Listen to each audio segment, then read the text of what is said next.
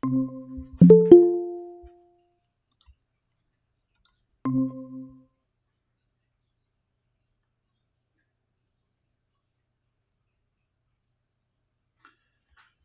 aí, pessoal, bom dia a todas e todos, tudo bem com vocês? Tudo tranquilo, tudo em paz, suave? Chegando aí no final dessa parada, finalmente, né? Cada aula que eu começo, inclusive eu atrasei porque eu tinha esquecido, tá? Que tinha que dar aula para vocês, perdão. Tô ali todo empolgado gravando uma aula pro 6º ano. E aí, empolgado não, né? Só maneira de dizer, eu estava só gravando a aula mesmo, com ódio. E aí, eu esqueci da hora e quando eu olhei, falei, uai, já são 8h45, bicho, tem que dar aula pros meninos. Foi mal pelo atraso, né? Mas bom que a aula fica menor, né? Mais curta também, que na reta final agora nós estamos naquele naipe, né? Só esperando esse avião passar aqui, porque ele marca um horário comigo junto com a aula. E, pessoal, corrigi todos os trabalhos, tá? Eu não sei se eu poderia chamar trabalho de... Eu vou chamar, né? Porque fui eu que fiz, né? Com o Brian, então eu chamo o trabalho de verificação, né? Porque essa etapa não tem verificação, né? Como vocês conhecem, né? Eu vou inserir aquele trabalho dentro de atividades, né? Então é só uma atividade. No geral ficaram muito bons, tá? Alguns desses trabalhos nós encaminhamos para a escola, né? Porque para as divulgações aí dentro das mídias sociais da escola, tá? Então alguns desses nós colocamos lá, pelo menos um trechinho, um pedaço para a escola fazer o que ela quiser com esse trabalho. Muito bom, tá? As notas quase que em sua totalidade, né, foram muito boas. Esse trabalho eu avaliei ele são 5 pontos de atividades, não lembro. Eu coloquei ele valendo 3 pontos, né, porque o resto eu tenho que distribuir em participação de vocês em aula, nas 500 mil diagnósticas que vocês fizeram. E cadê a Brenda? Estava revoltada esses dias no Twitter, né, por causa das diagnósticas. E aí eu tenho que pontuar isso também, beleza? Deixa eu ver se eu tenho mais algum recado para vocês. Luiz, pelo amor de Deus, abre aquela diagnóstica de novo. Ô, Brenda, vamos negociar, né? Eu posso abrir a diagnóstica, né? E você vai abrir a sua carteira, né, para subornar esse professor que vos fala? Talvez a partir disso a gente pode conversar, não há problema algum, né? Eu estou querendo fazer várias coisas no final do ano aí e várias dessas coisas envolvem dinheiro, infelizmente, né? E aí você pode me ajudar. Como é que é aquela frase que eles usam no filme lá do Tropa de Elite? Me ajuda a te ajudar. Eu não sei nem se ela está fechada, Brenda. Depois você olha lá. Eu acho que eu abri depois do dia que eu mandei a lista para a escola, né? Aí que eu fiz questão de colocar seu nome em negrito lá para todos eles, sabe? Que é um absurdo que você fez, né? Você fez em não fazer, né? A diagnóstica, então eu fiz questão de expor isso para todo mundo. E aí eu deixo que eu abri. Mas se não, beleza. Eu vou dar uma olhada lá, tá, Brenda? E aí você me lembra disso depois, você me manda uma mensagem, alguma coisa, que eu vou abrir ela o tempo só de você fazer, mas eu não posso avaliar, obviamente, dentro do mesmo ponto. Mas mesmo assim vai ser uma pontuação, né, reduzida, eu tenho que dividir muitos pontos, acho que eu já dei 8 diagnósticos para vocês, né, 8 ou 9, não sei. Enfim, vai dar muito mais, né, mas eu estou segurando a onda. Hoje nós vamos falar da região sudeste, mas cuidado. Professor, falando de diagnóstico, eu tive uma dúvida, uma questão da última diagnóstica, você poderia explicar, por favor, Marcela, da última diagnóstica, aí que eu posso falar, Marcelo, com você. Mas eu poderia te explicar por e-mail por que eu tô te pedindo isso. Porque as aulas aqui eu tenho que gravar a tela. E qualquer coisa que eu fizer aqui, eu vou postar essa aula no YouTube, né? A tela está gravada. E para eu entrar agora nessa diagnóstica aqui, eu vou ter que passar pela avaliação final de vocês aqui, que está no mesmo lugar salvo. E como o arquivo está sem o nome que eu quero aqui, a possibilidade de eu abrir a avaliação final de vocês aqui é gigantesca. Se eu tivesse... porque eu tenho que deixar um monte de coisa, abrir um monte de coisa aqui para a aula funcionar, né? Aí eu tenho essa ressalva. Eu não contei para vocês a última vez. Não, Marcelo, você não me incomoda, né? E essa língua, eu não sei. Isso é do Star Wars, né? Mandalorian, né? Tem alguns seres que falam essa língua que você disse aí. Isso não me incomoda de forma alguma. Da última diagnóstica, né? Agora, dessa semana? Ou da semana do roteiro 31 ou da 30? Aí eu vou até anotar aqui já, que eu vou já te responder lá no e-mail. Marcela Diagnóstica. Uma excelente ideia, né, Giovana, Melissa? Eu mostrar, né, a prova como revisão, né? É uma incrível ideia. Não sei como que eu nunca pensei isso, né, velho? Foi da semana 30, sobre a diversidade do norte. Perfeitamente. Eu não lembro que questão que é, obviamente. Mas eu te mando lá por e-mail. Lá. Aproveita e mostra da prova do ano. Acho que as nossas vão melhorar mais ainda. Pois é, eu estava sugerindo, acho que eu sugeri para a Silvia. Acho não, tenho certeza, né? Que foi para ela que eu sugeri isso. Né, da gente realizar os simulados. Vocês vão ter um simulado para fazer. Né, porque a gente podia fazer junto, né, um simulado, tipo assim, vocês tentando fazer e eu tentando atrapalhar, seria uma ótima ideia. A gente pode pensar nisso aí depois, tá? Vocês me falam a data do simulado de vocês, a gente faz junto, né, tipo assim, jogo do milhão, agora vamos aos universitários, que respondiam tudo errado, aí eu posso tentar responder várias coisas erradas para vocês lá e tentar confundir vocês. E aí, por isso, tá, Marcelo? Vou fazer assim que terminar a outra aula. Não, já é intervalo, eu faço. E eu não vou abrir aqui, eu dei um vacilo na tarde. Já foi? Ué, o do Bernoulli? Já passou?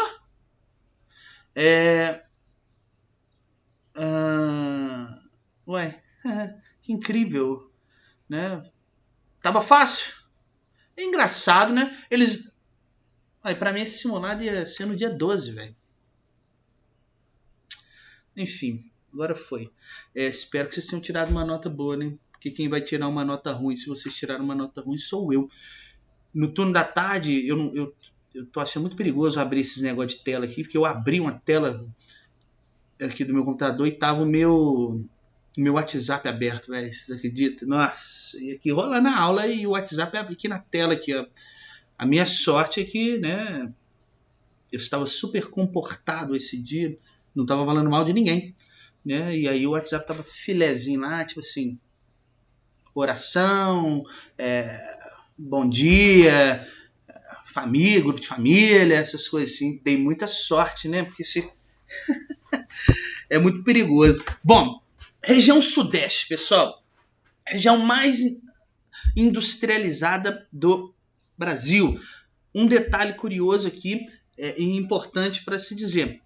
Eu estava na terça-feira passada, na segunda-feira passada, trabalhando com vocês a região norte. E não sei se vocês separaram, eu não falei tudo foi a região sobre a região norte. Só que a aula gravada nossa, as aulas gravadas, a gente grava 14 dias antes delas ocorrerem. Então a possibilidade de dar algo errado entre a live e a aula gravada é muito grande. E deu errado. Vocês vão ver que tem uma aula gravada que eu estou falando sobre uma região mas eu estava falando na aula interativa, na live, sobre outra região. Aí depois eu fui lá e gravei uma outra aula complementando aquela aula da live. Não sei se vocês estão conseguindo compreender o que eu estou falando. Então, pulou assim, ó, de uma aula para outra, tá? Depois vocês assistam o vídeo dessa forma. Tá bem identificado, pelo menos lá no YouTube. Desculpem, tá? Mas não é culpa minha. Se a gente gravasse a aula um dia antes da aula acontecer, seria um pouco mais fácil, né? Porque aí você sabe o que ocorreria. Mas eu gravo 14 dias antes dela acontecer. Vamos lá. Deu para entender, eu acho. A região sudeste, então, é a mais industrializada e a mais populosa do Brasil, né? Fruto, claro, de um processo muito antigo e do pioneirismo, obviamente, das atividades industriais. Aqui nós temos dois grandes importantes centros urbanos, tá? São Paulo e Rio de Janeiro, que eu não sei porque eu tô começando a ficar com raiva também de São Paulo, sabe? Essas eleições aí tá me fazendo pegar raiva daquele pessoal ali. Eu já tinha raiva do Rio de Janeiro, né? Com alguns detalhes, né? Mas aí São Paulo e Rio de Janeiro, que são duas cidades que têm uma importância global, né? Além do próprio protagonismo nacional, elas têm um protagonismo aí, elas têm uma importância no mundo. Mas, claro, também temos a presença de Belo Horizonte, né, que não sei se vocês sabem, fica aqui em Minas Gerais, que ela tem um caráter de uma metrópole nacional. Tá? Ela exerce uma influência no Brasil. Tá? E juntamente, né, com Vitória, aí, tipo assim, sobrou Vitória, né, no Espírito Santo, que ajuda a fortalecer, né, e dar mais relevância econômica para o Sudeste. Acho que sobrou assim o Rio de Janeiro, leva, poxa, onde nós vamos colocar o Rio de Janeiro? Não, o Espírito Santo. Ele não parece com a Bahia. Ele não parece, tipo assim, ele não pode criar uma região só para o Espírito Santo. Coloca aí no Sudeste mesmo e vamos ver o que vai dar, tá? E aí, claro, Minas Gerais acabou incorporando, né, o Espírito Santo. É nosso aquele lugar ali. A gente só deixa eles ter assim uma certa autonomia política, né? Mas quem decide a autonomia econômica do Espírito Santo é quase que Minas Gerais, né? Vamos dizer assim. É uma região que apresenta uma diversidade de ambientes naturais e, sobretudo, de ambientes artificiais, né? Aqueles criados pelo homem, muito grande, né?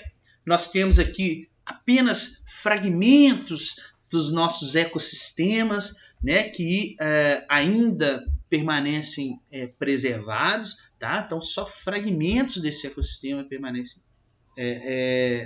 preservados.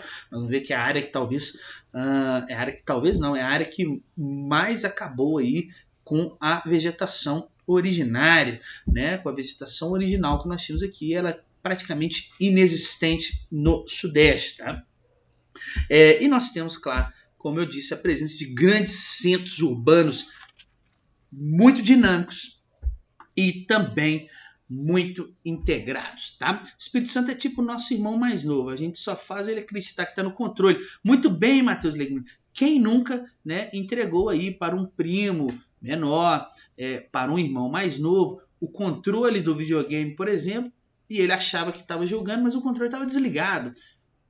Aí começa a maldade do ser humano. Você sabe, né? Você fazer isso com uma criança, bicho. Bom, eu sou e fui praticante disso, né? Não vem atrapalhar o meu jogo. Pode brincar com o controle aí, com ele desligado. Até a vez que eu fiz isso com uma pessoa, né? Tinha uma criança em casa, era filho de um colega, e ele ficou com raiva porque ele achou que estava perdendo o jogo e mandou o meu controle na parede. Nossa, foi por pouco, foi por muito pouco que não ocorreu assim uma violência, né, lá durante o jogo.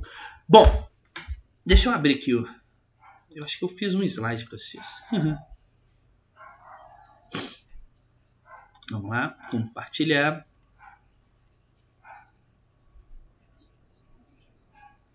Ah, Brenda, você faz isso? Que absurdo. Seu irmão é tão gente boa. Bom, e agora eu não vejo mais a tela de vocês. Olha aí. Deixa eu ocultar isso aqui. Pessoal, bom, Sudeste, quarta região do Brasil em termos de área, tá bom? Tem aproximadamente 904.565 quilômetros quadrados, né? Igual está representando aí nessa tabela. A região Sudeste ela ocupa aí mais ou menos 10,8%, quase 11% de todo o território natural. É dividida aí entre 4 estados e interceptada, né, na porção sul aqui pelo chamado Trópico de Capricórnio, tá?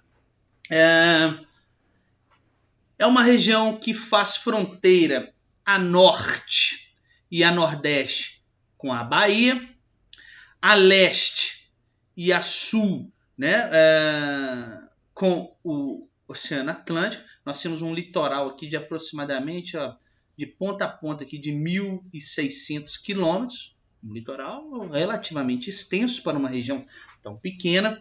A sudoeste aqui faz fronteira com o Paraná, a oeste com o Mato Grosso do Sul e a noroeste aqui com Goiás, né, e o Distrito Federal, tá bom? E a proximidade da região sudeste aí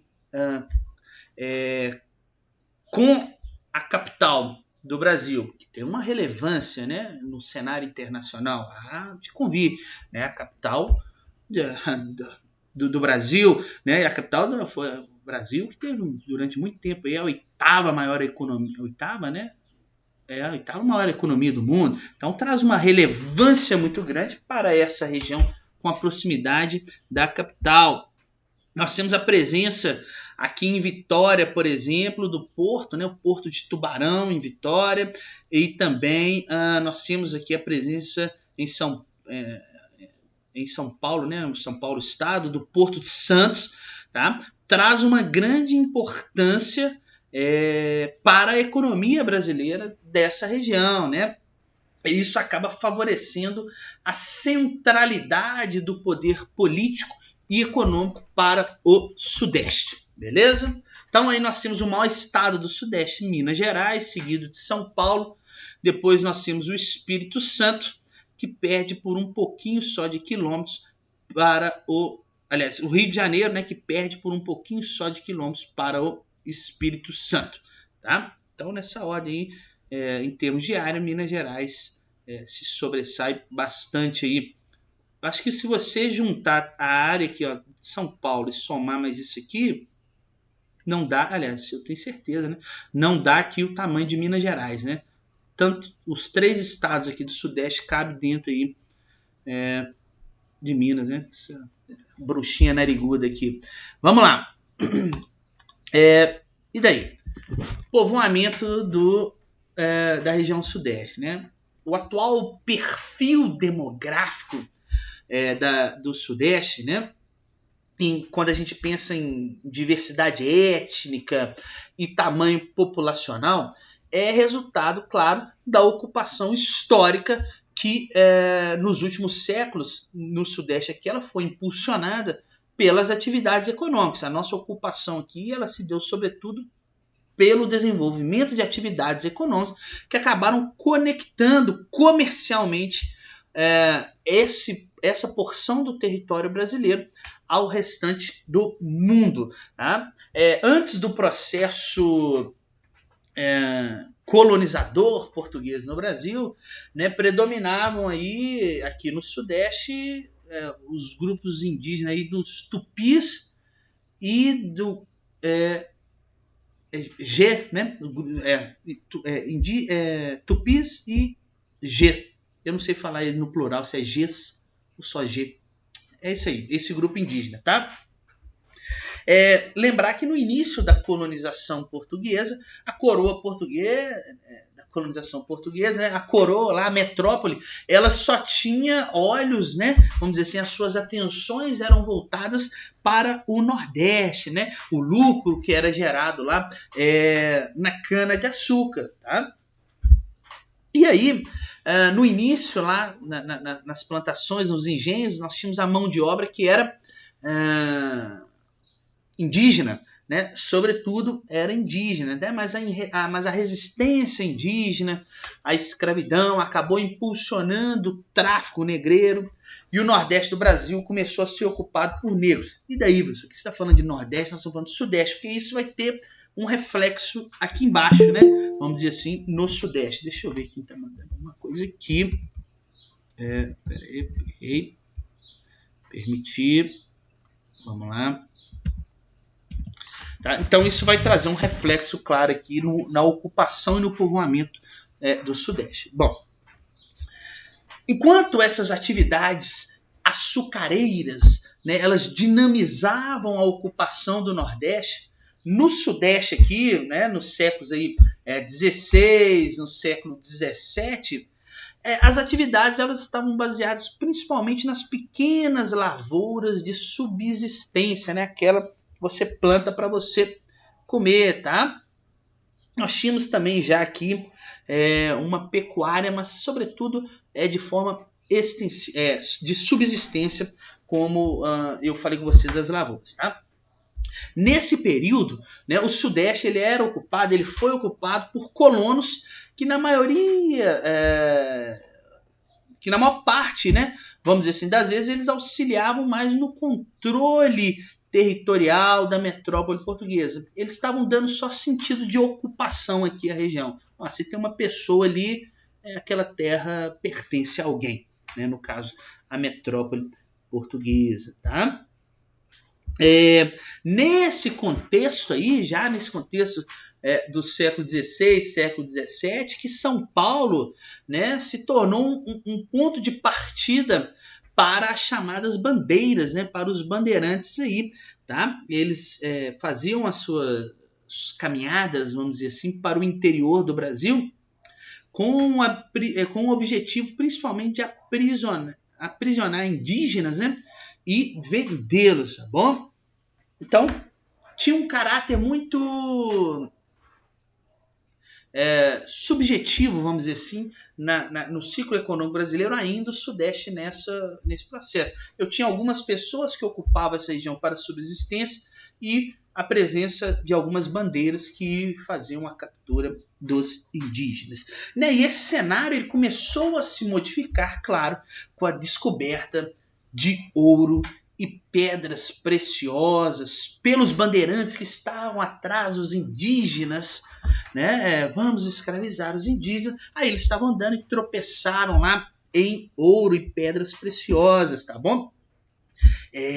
No atual estado de Minas, no território, né, que nós conhecemos como Minas Gerais. E aí, a partir disso, fez com que o Sudeste recebesse muitos habitantes, principalmente a partir do século XVII até meados do século XVIII, tá?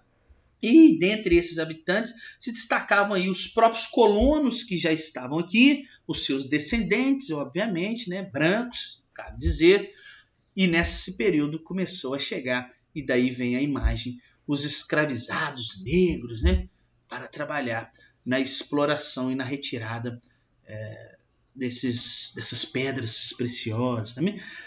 Os indígenas também foram escravizados nessa época a trabalhar na mineração, mas em menor número. Lembrar que em 1757, acho que é isso, né, foi proibido aqui no Brasil oficialmente a escravização de indígenas, né? Porque principalmente os jesuítas, né, eles tinham um papel fundamental, porque eles tentavam converter aquele povo que estava à ignorância da sabedoria, da luz, à religião católica, né? E aí não poderia, claro, obviamente, escravizá-los por conta disso. Aqueles índios que aceitassem, né, serem catequizados, eles não poderiam mais ser escravizados. Mas isso, claro, não se aplica ao negro, né? Porque negro nem é considerado gente, né? E aí a insalubridade dessas minas, somado à fuga, aos conflitos constantes que existiam, fizeram com que o trabalho indígena fosse reduzido até a sua proibição, que eu falei com vocês, em 1757. E aí, é claro, nós temos a presença, o caráter dos escravizados, o trabalho forçado do negro muito presente aqui no Sudeste por conta disso, tá? A região Sudeste, né, se a gente pensar lá naquele mapa de capitanias hereditárias, deixa eu ver se eu coloquei ele aqui. Não coloquei. Né? Se eu pensar na questão das capitanias hereditárias, pertencia à capitania de São Paulo e Minas do Ouro, tá bom? E ela acabou se tornando a principal área econômica do Brasil colônia, tá? Em 1720 essa capitania se desmembrou. Aí nós tivemos, né, a chamada, conhecida capitania de Minas Gerais, tá? E aí a atividade mineradora ganhou muita importância, movimentando pessoas, movimentando a economia, tá? E devido a esse retorno financeiro que a região Sudeste proporcionava para a metrópole, para Portugal, eles fizeram até uma coisa incrível, né? Poxa, nós estamos tirando tanto dinheiro ali que a gente tem que controlar, né? Nós temos que fazer, há uma necessidade de fiscalizar a entrada e saída do ouro da colônia, né? E aí eles mudaram a capital brasileira, né? Ela saiu lá de Salvador em 1763 e veio para o Rio de Janeiro, justamente porque eles precisavam controlar todo esse ouro, todas essas pedras preciosas que aqui encontravam. E claro, a capital, estando próxima à fonte de renda, é mais fácil fazer isso. Tá? Né? Nesse contexto, surgiram núcleos de povoamento, tá? Os arraiais, né? Que eles acabaram evoluindo para vilas e depois evoluíram para cidades, tá? Nos locais de mineração ou próximo a eles, tá? Vila Rica, por exemplo, né, que é a atual Ouro Preto, é um desses exemplos, tá? Que é um local que surgiu por conta da mineração. E ao longo desses locais que eram realizadas a mineração, que iam surgindo cidades, e pelo caminho desses locais até a capital, até o Rio de Janeiro, né? As estradas que levavam o ouro daqui de Minas até a capital, né? Existiam muitas pousadas, né? Para os viajantes, né? Coitado. E ao longo dessas pousadas foram surgindo muitas outras cidades, o que explica, né, toda essa dinâmica urbana que nós temos aqui no Sudeste, tá? Muitas cidades surgiram em volta aí dessas pousadas que abrigavam viajantes que vieram em busca do ouro, tá bom? Bom, claro que, como tudo, né, o ouro também entrou em um declínio, né? E aí, em meados do século XIX, as atenções da economia, né, se voltaram para o café, tá, né? As primeiras mudas aí, né, que era chamada até de ouro verde, né, começaram a ser cultivados lá no norte do Brasil. Lá, ainda no século XVIII, eles começaram a plantar café lá no norte do Brasil, mas não deu muito certo. E aí eles trouxeram aqui algumas mudas para o Rio de Janeiro, e aí eles viram que esse negócio era bom demais de plantar aqui. Tá? E aí eles acabaram primeiro no Rio de Janeiro e acabou se propagando pelas outras regiões aqui do Sudeste, né? Muito pelas condições do solo, as condições do clima, tá? Principalmente aí no Oeste Paulista e na chamada Zona da Mata, aqui de Minas Gerais, tá? E aí fizeram dessa região também a maior produtora de café do Brasil, tá? E aí nesse período, aí eu posso já passar para outra imagem, nesse período aí, o desejo de melhores condições de vida atraiu muitos imigrantes aí vindo sobretudo da Espanha, da Alemanha e do Japão, né? E o maior contingente, claro, de italianos que vieram para o Brasil, tá? E esse deslocamento, inclusive, ele era incentivado pelo governo brasileiro, tá? E pelos fazendeiros, né? Que eles precisavam de mão de obra. Lembrar que em 1850 o tráfico negreiro foi proibido, né? Lá pela, como é que chama? Eusébio de Queiroz, né? Proibiu o tráfico negreiro. Então não estava chegando mais força de trabalho, né? Mão de obra. Então eu preciso repor isso. O imigrante foi um dos fatores aí, tá? E aí, sobretudo também esse fluxo de imigrantes ele cresceu muito porque nós tivemos a abolição da escravatura em 1888, né? E aí a gente precisava de gente para trabalhar, né? Gente que fosse mais claro para trabalhar. Não sei se vocês me entendem. Tá?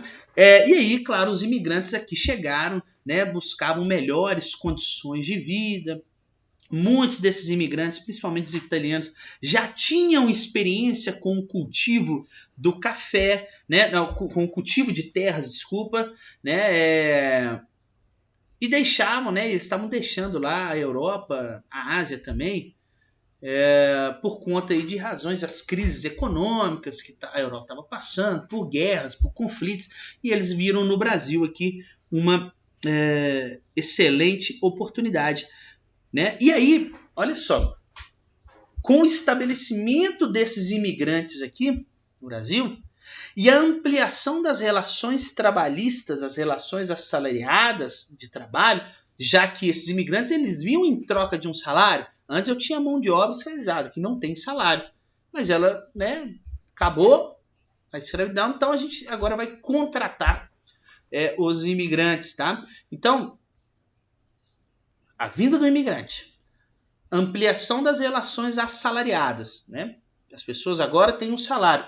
Criou no Brasil aí, desde o final do século XIX, vamos dizer assim, um mercado consumidor. Tá? Então essas pessoas agora elas conseguiam consumir, já que elas tinham aí um salário, tá? Que isso acabou estimulando a produção de mercadorias. Precisa produzir mercadorias para essas pessoas consumir. Por que adianta você receber um salário se você não vai poder consumir ele? E aí, essa dinamização, esse estímulo à produção de mercadorias, posteriormente, estimulou o próprio surgimento da industrialização do Sudeste, que foi financiada pela cafeicultura. Beleza? Até agora aí, alguma dúvida?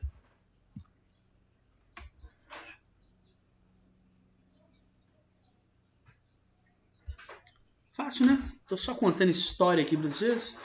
E acredito que histórias que vocês já sabem. Vamos lá, então. Voltando aqui para a tela.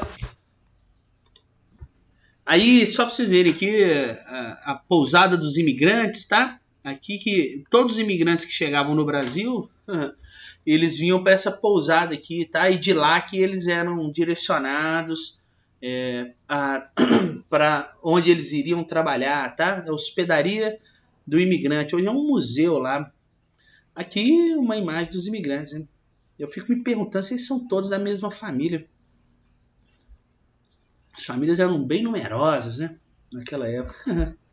Vamos lá. Eu acho que esses aqui são italianos ou são alemães. Eu não lembro quando eu peguei essa imagem. Enfim, vamos embora. Vamos falar de aspectos naturais do Sudeste agora. Em função aí da sua localização, né, em relação aí ao continente sul-americano, né, vamos dizer assim, a América do Sul, e dos processos geológicos que moldaram o relevo aqui do Sudeste, né, nós vamos ter aqui uma enorme diversidade paisagística, tá bom?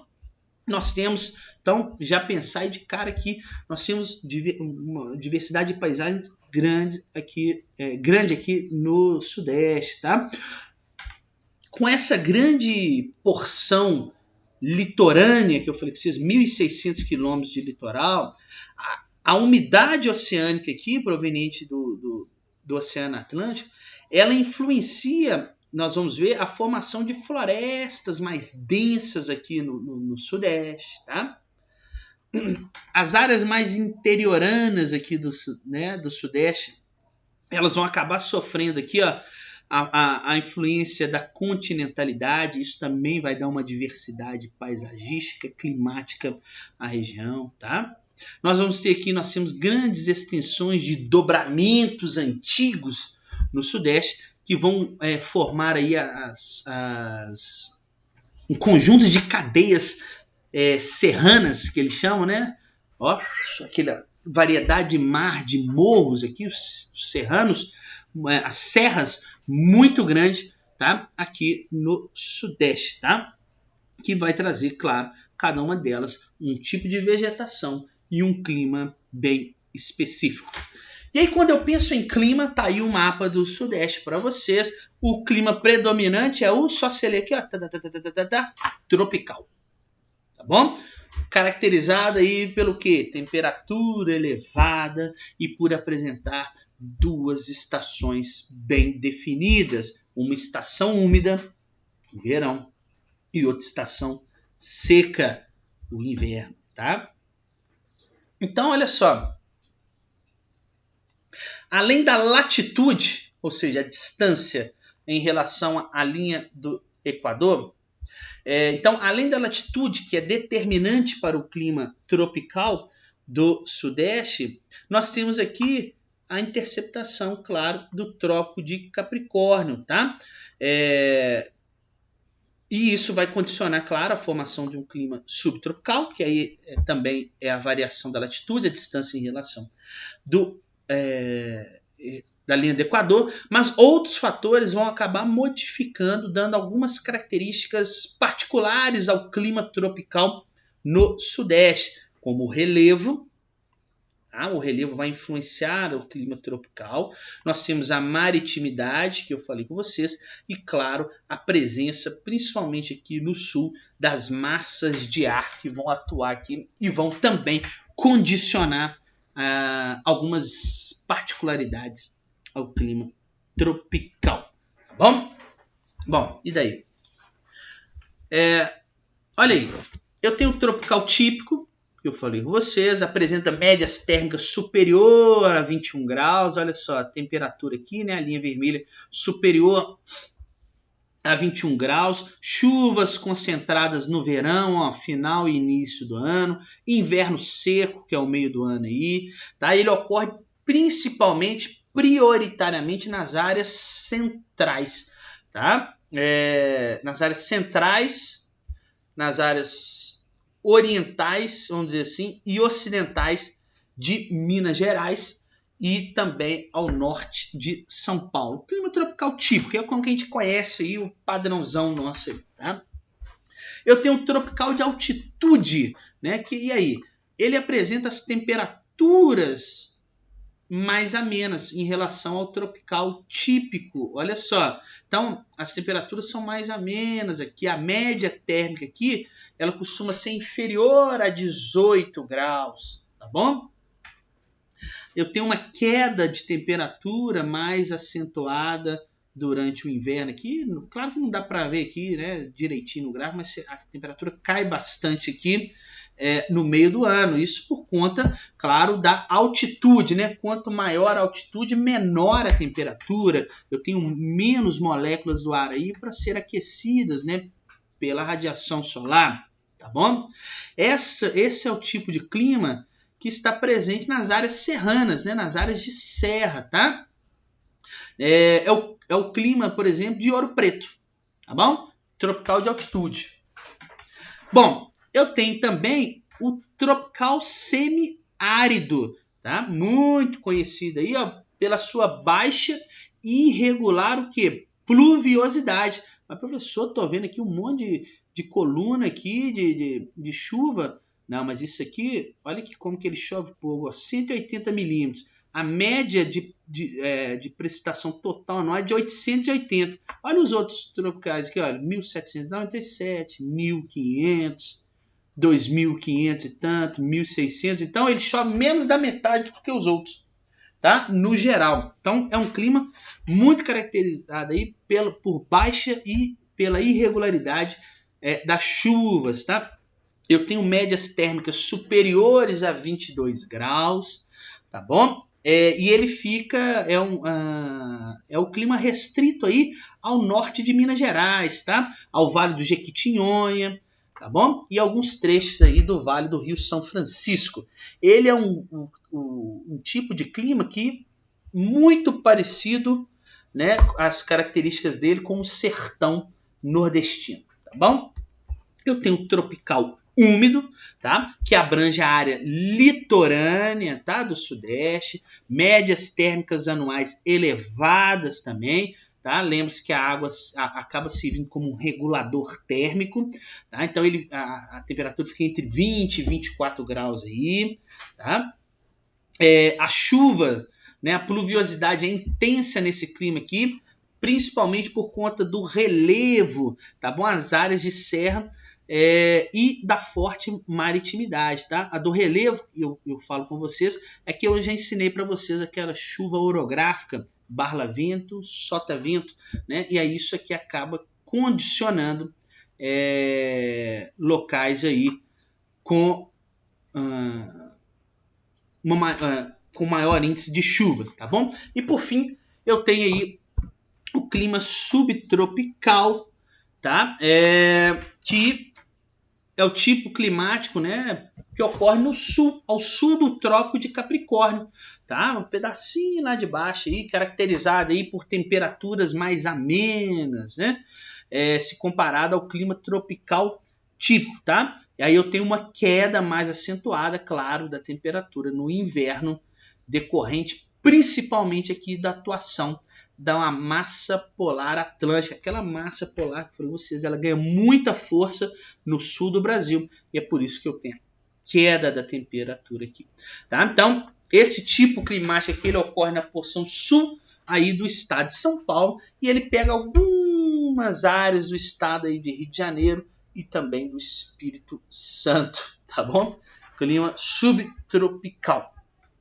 E essa diversidade climática do Sudeste determina, claro, os diversos ambientes e tipos de vegetação que nós vamos ter aí, tá? Além, claro, da característica de solo e também da característica do relevo, tá? Só que aí nós temos que pensar, já vou acabar a aula e fazer a chamada. Oi?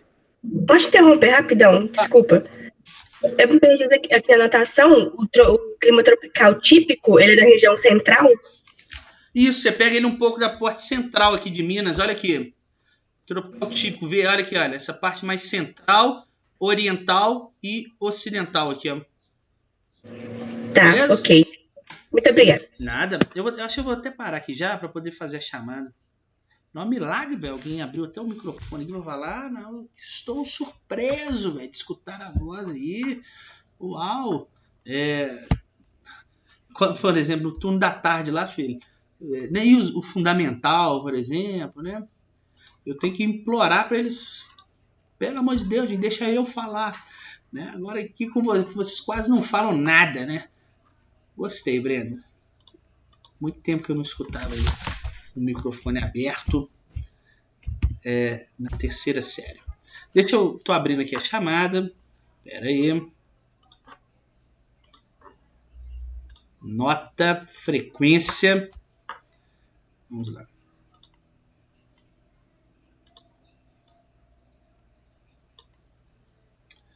Trinta do 11. Eita, beleza. Tá já. Albert. Presente. Ana Carolina Lacerda. Presente. Ana Carolina Ramos. Presente. Arthur. Presente. Uau, que doido. Brenda. Tá que legal, velho. Que é isso aí? Não é que eu tinha esquecido de desativar isso aqui ontem, foi mal. Brenda. Presente. Carolina Costa. Presente. Carolina Vitória. Presente. Caio. Presente. Gabriel Alcaio. Se ele responder no chat, alguém me fala aí que não dá para eu ver, por favor. Eu falo. Beleza. Giovana. Giovana tá na praia? Isso é um mar, Giovana? Isabela Guimarães. Ela respondeu no chat. Isso é a Ana Carolina, que tá com o microfone ligado. Quem? Ana Carolina. A Ana Carolina tá com o mic ligado aí. Ah, qual das Ana? Deixa eu ver aqui. A Ramos. Ah, ela desligou. Desligou? Nossa, só pra eu xingar? Ah, que pena. Isabela tá aí? Tá, ela respondeu. Júlia? Larissa? Presente. Letícia? Presente. Luiz Felipe? Presente. Maíra? Lembrei aqui do... No chat. Beleza, Marcela? Chat. Matheus de Carvalho? Chat. Matheus Legnani? Presente. Matheus Lopes? Chat. Melissa? Melissa estava aí no início da aula. Rainer? Chat, ela respondeu no chat agora. Presente. Silvia? Presente. Vitor Hugo? No chat também. Beleza.